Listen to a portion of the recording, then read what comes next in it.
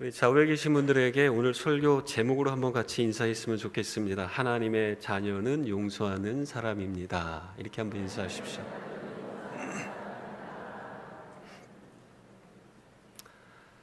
인생을 살다 보면 도저히 받아들일 수 없는 일들을 만나기 일쑤입니다. 저는 지금도 제 마음속에 남는 그렇다고 용서하지 못한 건 아니지만 학창 시절의 여러 가지 사건 가운데 하나는 분명 어머니께서 정성스럽게 도시락 위에 계란 후라이를 얹어서 도시락을 싸주셨는데 쉬는 시간 잠깐 밖을 나갔다 오면 밥만 남아있고 후라이가 어디론가 사라져버립니다. 이 사실을 어머니께 알린 다음에 어머니는 또 지혜를 발휘하셔서 도시락 밑에다가 후라이를 담아주죠. 그러나 또 어떻게 알았는지 또 그것을 기가 막히게 그것만 뺏어 먹고 사라집니다. 그러다가 결국 다 경험이 있으시죠? 밥과 밥 사이에 계란 후라이를 해서 넣지만 역시 그것도 아주 탁월한 기술을 발휘해서 계란만 빼먹고 가는 그러한 친구들이 있었습니다. 누군지는 알지만 또 그냥 넘어가는 경우가 있었죠. 그리고 더 얄미운 사람은 도시락을 안 싸왔는데 젓가락만 들고 다니는 친구들이 있단 말입니다. 그러면 사전에 미리 이야기하고 같이 나눠 먹자 이러한 어떤 동의가 있었으면 괜찮은데 마치 영웅담을 늘어놓듯이 내가 젓가락만 갖고 다니는 것을 삶의 자랑거리로 삼는 이러한 친구들. 사실 그 가치를 이해하기는 어렵습니다만 여전히 마음속에 그 안타깝고 좀 애틋한 마음이 여전히 남아 있습니다. 어디 이것뿐이겠습니까? 최근 우리가 일상을 살아가다 보면 운전을 할 때 나는 분명히 그 사람에게 양보를 해줬는데 양보를 받은 그 사람은 누군가한테 양보를 하지 않고 빵 하고 누르는 그 모습을 볼 때 마음이 굉장히 불편해집니다. 그리고 수년 전에는 아주 아름다운 여인의 목소리가 제 전화기 속으로 흘러나왔습니다.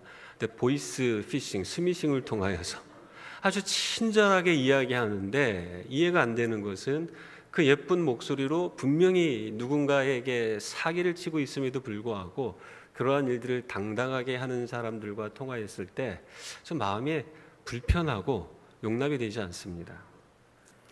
여러분, 우리 주위를 둘러보게 되면 왠지 모르게 우리 사회는 뭔가 싸우기를 준비하는 듯한 이미 싸울 각오를 한 상태에서 누군가와 만남을 갖는 그러한 일들을 종종 보게 됩니다. 여러분도 아마 최근에 그러한 일들을 많이 경험하지 않았을까라는 생각도 해봅니다.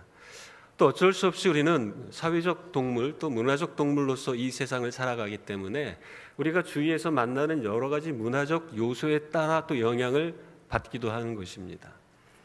요즘에 많은 사람들이 드라마를 보고 있죠. 여러분, 제가 한번 제목을 나열해 볼 테니까 여러분이 한번 이 드라마를 보셨는지 한번 생각해 보십시오. 재벌집 막내 아들. 보셨으면 고개만 끄덕하셔도 됩니다. 부부의 세계.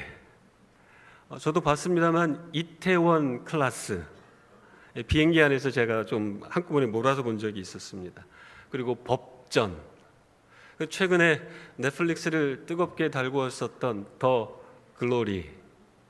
여러분, 이런 드라마를 제가 몇 편 제목을 말씀드렸지만 이 드라마의 공통적인 특징을 혹시 아십니까? 복수입니다. 복수. 더군다나 비디오 대여점으로 시작했었던 이 넷플릭스 거기 한번 빠져가지고 이러한 드라마 더 글로리 이런 6편이 됐든 12편이 됐든 16편이 됐든 몰아보기라고 하는 그 유혹에 우리가 걸려드는 순간 그 16시간 20시간이라는 그 시간 동안에 그걸 몰아보는 순간 우리에게는 하나님께로부터 오는 그 정보가 차단된 채 세상이 주는 그러한 정보를 고스란히 받아들이는 이 현상을 경험하게 되죠. 그러다가 어느덧 우리는 드라마를 보면서도 우리도 모르는 사이에 그 사람이 행했었던 그 복수를 통쾌하게 여기기 시작합니다. 맞아, 그렇지. 그의 복수에 우리의 마음을 이입시키면서 그 복수는 정당했다라는 생각들을 우리가 하게 되는 것입니다. 그리고 또 한편으로는 스스로에게 위로하죠. 드라마인데 드라마니까 그렇게 설정했을 수도 있지라는 생각들을 해보게 됩니다. 그러는 순간 우리는 어느덧 복수가 곧 정의라는 생각, 복수가 곧 사회적 정의를 실현하는 가장 중요한 수단이 될 수 있다는 메시지에 익숙해지게 되는 것입니다. 그래서 이런 말들도 있죠. 최고의 복수는 용서다. 물론 설교하시는 분들 가운데서도 이렇게 말씀하시는 분이 있습니다. 그리고 용서는 최고의 복수다. 그런데 저는 개인적으로는 이러한 말에 동의는 하지 않습니다. 왜냐하면 어쨌든 복수라는 그 자체를 생각했다는 것 자체가 하나님이 기뻐하실 수 없는 주제이기 때문에 그렇습니다. 용서는 복수의 완성이 아니라 용서는 사랑을 통해서 시작되고 사랑을 통해서 완성되기 때문에 그렇습니다. 그래서 C.S. 루이스는 이러한 이야기를 합니다. 누구나 용서는 아름답다고 생각한다. 동의하십니까, 여러분? 용서는 아름답다고 생각한다. 그런데 용서해야 할 일이 생기기까지는, 남의 일 가운데에서 용서라는 주제가 오고 갈 때면 너무 아름답다라고 이야기합니다만, 내가 막상 용서를 해야 되는 그 상황이 내 앞에 펼쳐지게 될 때면 용서가 아름답다라는 그 이야기는 어디론가 사라져 버립니다. 우리는 심한 고통과 갈등과 괴로움 속에 때로는 복수라는 그 단어를 떠올리기 시작한다는 것이죠. 사랑하는 성도 여러분, 이 용서는 쉬워 보입니다. 아주 쉬워 보입니다. 그러나 용서하는 사람의 입장에서는 매우 고통스럽습니다. 때로는 우리가 착각하면서 내가 용서를 받을 만한 권리가 있다 이렇게 생각할 수도 있습니다만 어디까지나 착각이죠. 우리는 사실 용서는 매우 중요한 주제임에도 불구하고 막상 내가 용서를 해야 되는 그 상황에 직면하게 될 때 우리는 여전히 갈등할 수밖에 없습니다. 생각과 이론과 정답은 알지만 내 감정이 그것을 허락하지 않기 때문에 그렇습니다. 그러나 분명한 것은 하나님은 우리를 용서해 주셨고 우리에게 하신 그 용서가 우리를 통하여 흘러가기를 원하신다는 것, 이것은 우리가 지울 수 없는 진리이자 하나님의 가르침입니다. 그래서 어떤 분은 용서는 나를 해친 당신을 해칠 수 있는 나의 권리를 포기하는 것이다 라고까지 이야기를 합니다. 여러분, 내가 권리를 포기한다는 것은 웬만큼 성숙해서는 쉽지 않습니다. 권리를 주장할 수는 있지만, 우리는 쉽게 나의 권리를 주장할 수는 있지만 나의 권리를 포기하는 정도까지 나아가는 것은 그리 만만한 일이 아니라는 것이죠. 오늘 본문은 용서받은 한 사람을 우리에게 소개해 주고 있습니다. 그런데 이 본문은 우리가 너무나 잘 알고 있는 말씀이죠. 근데 이 본문 속에서 사실 우리는 우리를 만나야 하는 것이죠. 우리가 용서받은 사람이라는 것입니다. 우리가 용서받은 이유는 아주 분명합니다. 우리가 용서받은 그 이유 단 한 가지가 있다면 그것은 하나님의 은혜와 긍휼이 한계가 없기 때문에 용서를 받은 것입니다. 만약에 하나님의 은혜와 긍휼을 선을 그어놓고 한정 지으셨다면 저와 여러분은 그 한정 가운데 들어갈 가능성이 사실 높지 않은 사람들입니다. 우리는 하나님의 은혜와 긍휼을 받았고 지금도 받고 있습니다. 그리고 하나님이 우리를 향한 그 용서는 지금도 진행 중입니다. 왜냐하면 저와 여러분이 교회 예배당에 나와서 기도할 때마다 먼저 우리의 마음속에 드리는 기도가 있지 않습니까? 하나님, 제가 세상에서 하나님의 뜻을 알면서도 제 마음대로 살았습니다. 저를 용서해 주세요. 여러분, 우리는 신앙의 기본에서 하나님 앞에 나아갈 때 항상 먼저 용서라는 그 키워드를 하나님 앞에 올려드립니다. 이것이 무슨 의미냐면 우리는 여전히 용서가 필요한 존재, 그리고 하나님은 여전히 우리를 용서하고 계시다는 겁니다.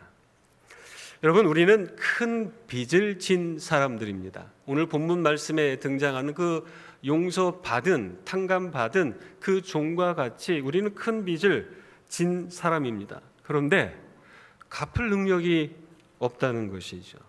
오늘 우리가 읽었었던 25절 말씀은 이렇게 기록해주고 있습니다. 갚을 것이 없는지라 주인이 명하여 그 몸과 아내와 자식들과 모든 소유를 다 팔아 갚게 하라 하니, 갚을 능력이 없기 때문에 지금 주인의 입장에서는 무엇을 또 담보로 잡습니까? 그 가족의 목숨까지 담보로 잡을 만큼 정말 갚을 능력이 하나도 없는 존재라는 것을 밝히고 있습니다. 그런데 갚을 능력이 안 되는데 탕감해 주셨다. 여러분, 이것이 은혜라는 것이죠. 내가 용서를 받을 만한 권리가 없는데 권리가 없음에도 불구하고 우리를 용서해 주셨다. 이것이 은혜라는 것입니다. 오늘 빚진 자의 모습을 보니까 1만 달란트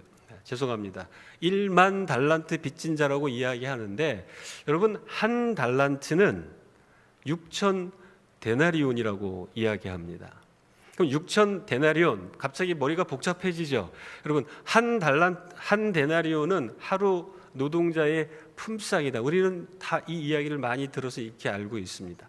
그러니까 한 달란트가 6천 달란트, 6천 데나리온이라고 하는 것은 6천일 동안의 일을 해야지 벌 수 있는 돈이 한 달란트라는 것입니다. 여러분, 하루 임금을 그냥 10만 원이라고 생각해 본다면 한 달란트는 6억이라는 돈이 됩니다. 그리고 1만 달란트를 오늘날 우리의 화폐 단위로 환전해 본다면 여러분 상상이 안 되시겠습니다만 6조 원 됩니다. 6조 원. 여러분, 우리는 하루하루를 치열하게 살아가며 몇만 원이 없어서 힘겹게 삶을 우리가 살아갈 때가 얼마나 많이 있습니까? 근데 6조라니요. 6조. 6조를 빚지고 있던 자를 향하여 지금 주인이 그 6조의 빚을 탕감해 주었다라고 예수님께서 비유를 통하여 말씀하고 있는 것입니다. 여러분, 당시에 이 질문이 던져지게 된 베드로가 질문한 것에 대한 예수님의 답변이 오늘 본문인데, 베드로가 이 질문을 얼마 정도 형제를 용서해야 되겠습니까? 라는 이 질문을 하게 된 배경, 그 시대의 문화 속에는 바리새인들이 어떻게 사람들에게 가르침을 주고 있었냐면 2번까지는 용서해 줄 수 있다, 이러한 가르침을 하고 있었던 시대입니다. 2번까지. 그 이상을 용서한다는 것은 비겁한 거야, 이런 식으로 가르침을 주고 있었습니다. 하나님의 말씀을 안다는 사람들이 이렇게 잘못 왜곡하여 가르치고 있는 것이죠. 그리고 그 당시에 인기 있었던 한 랍비가 쓴 문서에 보게 되면 이러한 선언물이 등장합니다. 3번까지 용서하라. 4번째는 절대로 용서해서는 안 된다. 하나님의 율법을 철저하게 지키며 그 시대의 종교적 영향력을 행사하고 있었던 나름 그 시대 가운데 믿음 좋다라고 하는 사람들이 용서의 한계를 정해놓고 있었던 겁니다. 이러한 상황 속에서 베드로가 선심 쓰듯이 7번까지 용서해야 되겠습니까? 라는 질문을 한 거고, 예수님은 70번씩 7번이라도 이러한 말씀으로 대답을 하셨던 것입니다. 그것은 횟수를 정하지 말고 한계를 정하지 말고 용서하라. 왜냐하면 예수님께서 사랑하시되 끝까지 사랑하셨다. 끝까지 사랑하시는 분이기 때문에 예수님은 그 사랑, 용서의 한계를 정하지 말고 용서할 수 있어야 된다는 가능성을 이야기해 주고 있습니다. 성도 여러분, 저와 여러분은 어떻습니까? 혹시 나와 관계를 맺고 있는 사람들을 향하여 용서의 한계를 정하고 있지는 않습니까? 여기까지는 내가 참을 수 있어, 그 이상은 안 돼. 우리는 한계를 정하며 도저히 용서할 수 없는 어떠한 행위, 어떠한 말, 어떠한 표현, 그것들을 나름대로 규정하고 살아간다는 것입니다.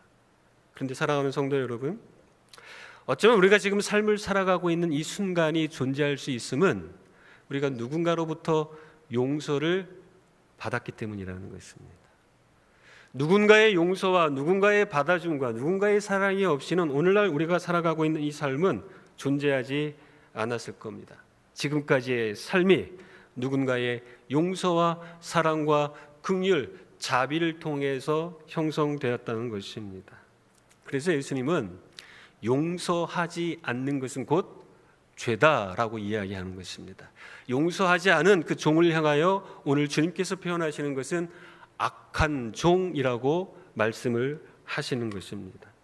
사랑하는 성도 여러분, 6조 원을 탕감받은 이 종이 지금 자기 눈앞에 나타난 동료, 형제, 그 형제의 빚, 기껏해야 100데나리온입니다.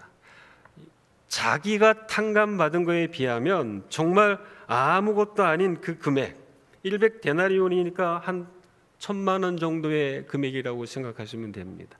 6조 원과 1,000만 원이 어찌 비교가 될 수 있겠습니까? 그런데 자기가 탕감받은 사실을 잊어버린 채 자기가 받아야 할 1,000만 원을 향하여서 마음이 움직이기 시작하고, 오늘 본문에 보면은 분명히 목을 잡았다라고 이야기하잖아요. 여러분 더 적나라하게 표현하면 어떤 표현입니까? 우리 한국 문화에서 멱살 잡았다는 것이죠. 사랑하는 성도 여러분, 왜 우리는 용서하지 못할까요? 여러분 오해하지 마십시오. 제가 이 용서에 대한 주제를 여러분과 같이 말씀을 통해 나누는 이유는 용서가 쉽기 때문도 아니고 제가 용서를 잘하는 사람이라서가 아닙니다. 세상으로부터 들려오는 메시지가 용서라는 메시지가 사라진 채 복수라는 메시지로 우리의 마음을 혼란스럽게 하기 때문에 다시금 우리의 마음을 하나님의 말씀, 하나님의 가르침으로 향하기 위하여서 오늘 이 말씀을 나누는 것입니다.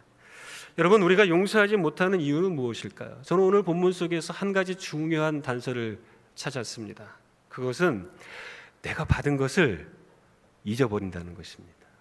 그리고 무엇을 기억해내냐면 내가 받을 것을 기억해내는 것입니다. 내가 받은 것을 잊어버린 채 받을 것에 사로잡혀 있을 때 우리는 사랑을 실천하지 못합니다. 은혜를 떠올리지 못합니다. 용서를 행동으로 옮기지 못하게 된다라는 것이죠. 사랑하는 성도 여러분, 한번 떠올려 보시겠습니까? 짧은 시간이지만 하나님이 여러분을 향하여서 베푸셨던 그 용서의 순간들, 하나님과 나만이 알 수밖에 없는 그 은밀한 사건 상황 속에서 하나님이 나를 용서해 주시는 것들을 경험했던 그 순간들, 그것뿐이겠습니까? 관계 속에서 누군가가 나를 용서해 줬기 때문에 그 용서의 자극을 받아서 오늘날 다시 힘을 내어서 새롭게 생활을 시작할 수 있는 그러한 순간들, 어찌 보면 우리 인생에는 이러한 많은 일들이 분명 존재했을 거라는 것입니다. 그럼에도 불구하고 우리는 우리 앞에 그 누군가 서 있는 그 사람을 향하여 용서하지 못한 채 마음의 앙금과 고통 속에 살아가는 경우들이 얼마나 많이 있는지 모릅니다. 사랑하는 성도 여러분, 용서하지 못하는 그 이유, 내가 받은 것을 잊어버린 채 받을 것에만 신경 쓰고 있는 이 모순, 여러분 이 모순으로부터 우리는 벗어나야 합니다. 그리고 더 나아가서 우리는 용서하는 삶을 살아야 하는 것이죠. 그렇다면 우리가 왜 용서를 해야만 하는가? 용서해야 할 그 이유는 무엇인가? 오늘 본문을 통해서 몇 가지 중요한 가르침을 우리는 발견하게 됩니다. 우리가 용서해야 할 그 이유는 주님께서 용서를 명령하셨기 때문이라는 것입니다. 주님께서, 여러분 우리의 빚을 탕감해 주신 분이 우리에게 다른 이의 빚을 탕감하라고 요청하고 있다는 것입니다. 33절의 말씀을 보게 되면 분명하게 나오고 있어요. 내가 너를 불쌍히 여김과 같이 너도 내 동료를 불쌍히 여김이 마땅하지 아니하냐. 내가 너를 불쌍히 여긴 것처럼 너도 다른 사람을 불쌍히 여겨야 되지 않느냐. 여러분 주님의 명령이라는 것입니다. 용서는 우리의 삶에, 성도의 삶에 마땅하다는 것을 이야기합니다. 그 근거는 우리가 용서를 받은 자이기 때문이라고 주님께서 말씀하고 있는 것입니다. 여러분 용서는 쉽지 않습니다. 그러나 우리가 용서받은 자라는 것을 기억하고 용서를 해야 하는 사람이라는 것을 주님이 우리에게 요청하고 있음을 늘 기억하고 행동으로 옮기는 저와 여러분이 되셔야 하는 것입니다. 여러분 첫 번째 이유는 주님이 용서를 명령하셨어요. 그리고 오늘 본문 속에서 등장하는 두 번째 이유, 이 이유는 너무나도 중요합니다. 34절에서 그 이유를 이야기하고 있습니다. 한번 같이 이 34절 말씀을 읽어보겠습니까? 같이 읽겠습니다. 주인이 노하여 그를 옥졸들에게 넘기느니라. 여러분 34절의 말씀의 의미는 우리가 누군가를 용서하지 않으면 우리를 보호해주고 있었던 하나님의 손길을 거두어 간다라는 그 이야기를 하고 있는 것입니다.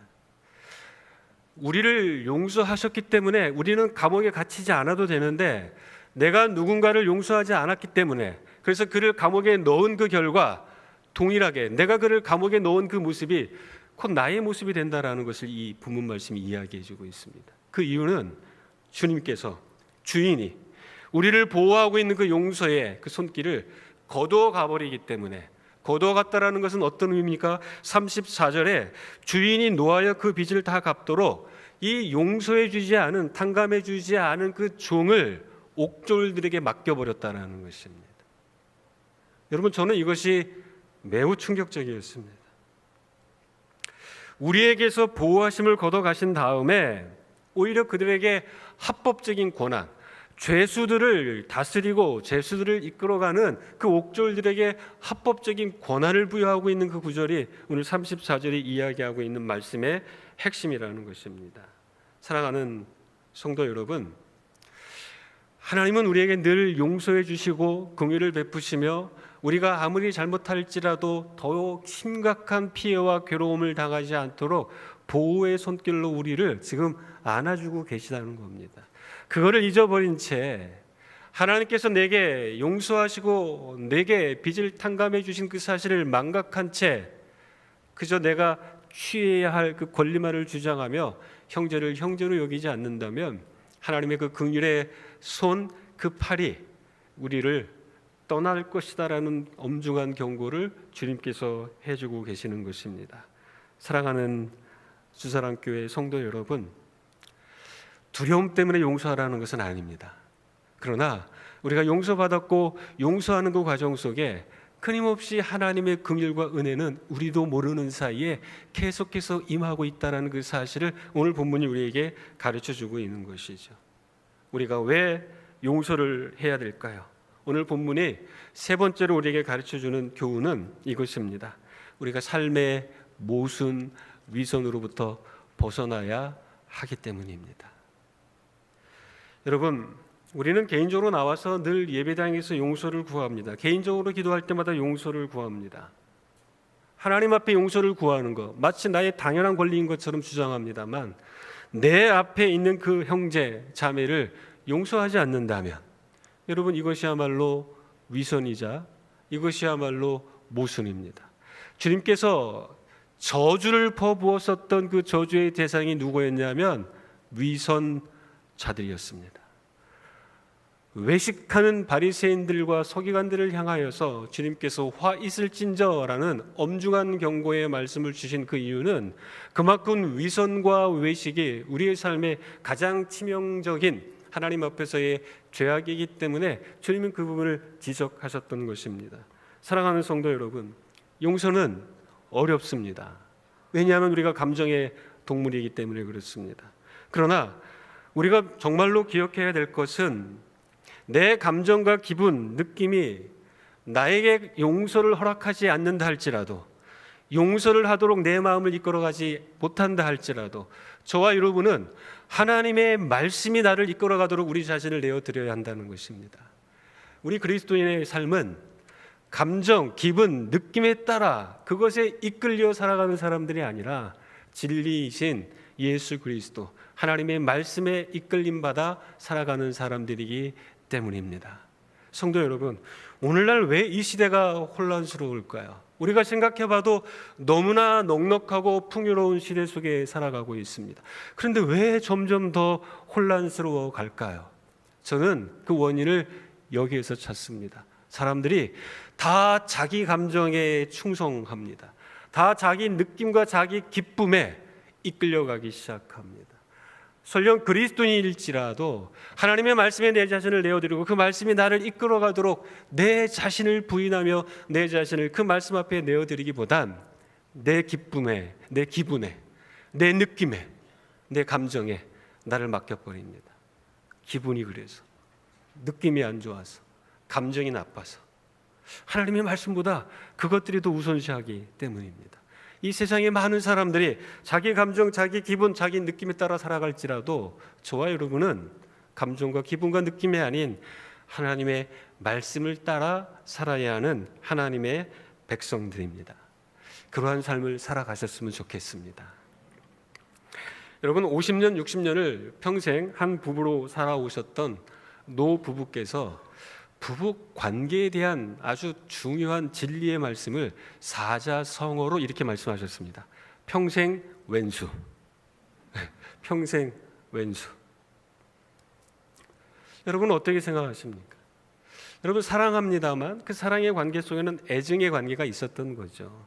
실수 때문에 때로는 화가 나기도 하고, 그러나 시간이 지나면 그것들을 또 덮어주기도 하고, 그런데 그 실수했던 그 모습을 비난했지만 그 비난했던 그 모습이 나에게서 발견되어지는 그 모습을 또 스스로 깨닫기도 하면서, 여러분 이러한 과정 속에 20년, 30년, 40년, 50년 평생을 살아가며 그분들이 내린 결론은 평생 왼수였습니다. 진짜 왼수였을까요?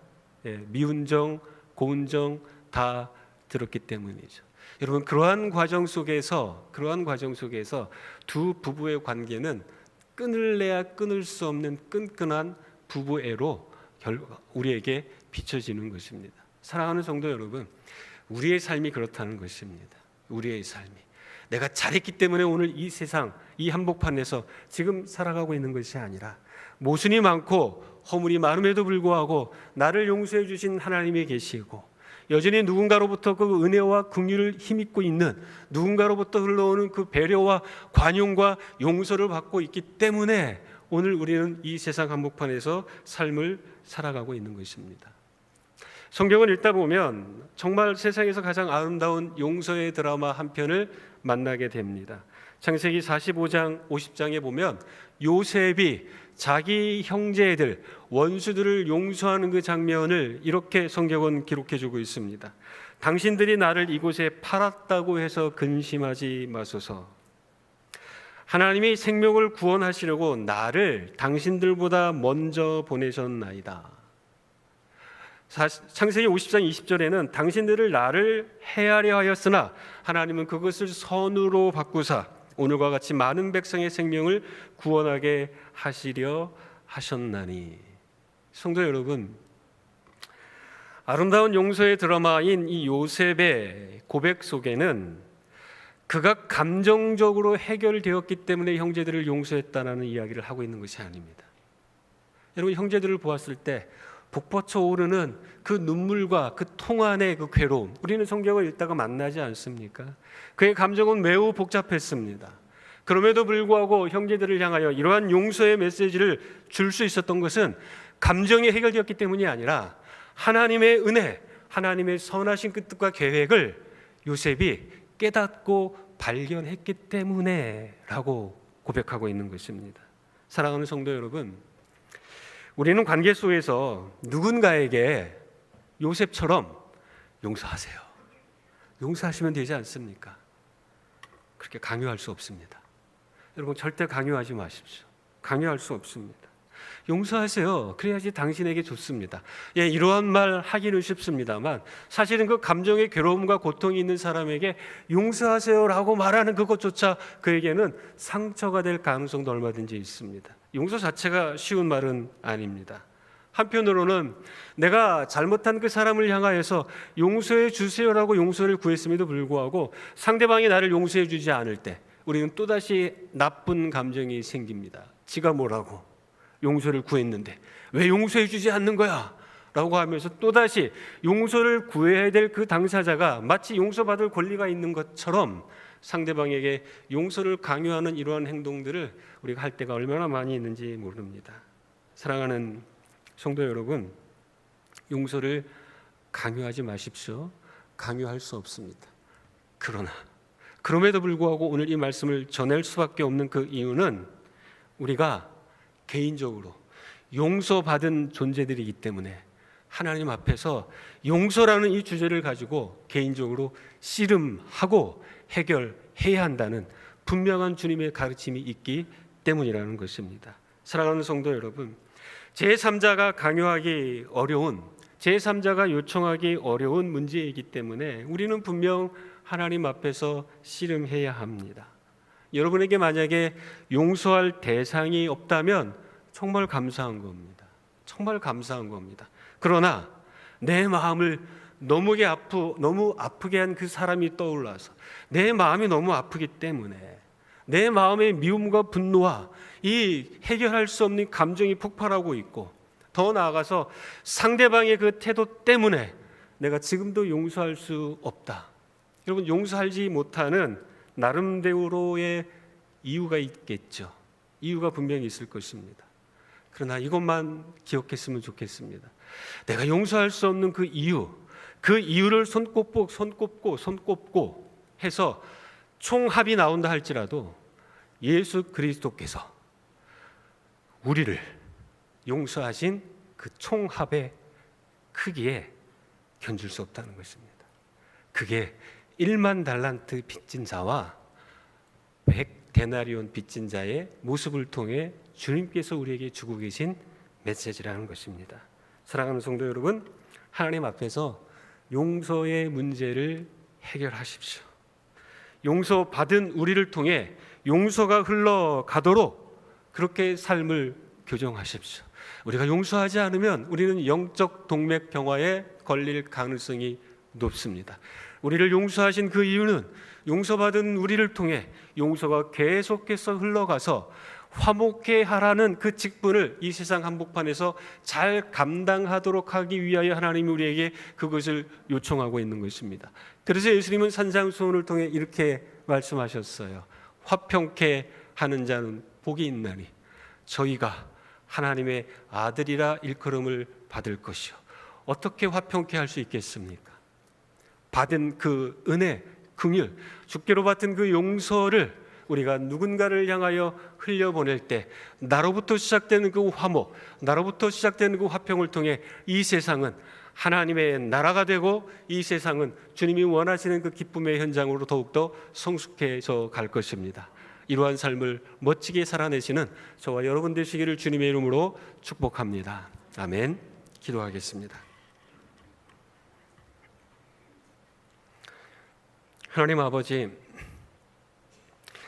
주님께서 우리를 받아주시고 용서해 주신 그 크기, 사실 우리의 이성과 우리의 감정으로는 헤아리기가 너무 어렵습니다.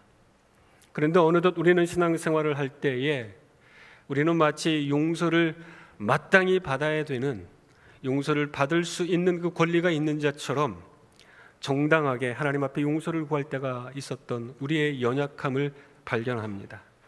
하나님 아버지, 이 세상이 더욱더 하나님께서 기뻐하시는 살아볼 만한 세상이 되기 위하여 우리는 하나님께로부터 받은 그 은혜, 그 용서를 기억하며 우리와 관계를 맺고 있는 한 사람 한 사람을 향하여 이 은혜와 용서의 마음을 흘려보낼 수 있게 되기를 소원합니다. 하나님, 우리가 하나님의 백성답게 우리의 삶에 모순이 존재하지 않고 이 모순을 해결하기 위하여 몸부림치는 진정한 주님의 제자로 이 세상을 살아가도록 은혜를 베풀어 주옵소서. 감사드리며 예수님의 이름으로 기도합니다. 아멘.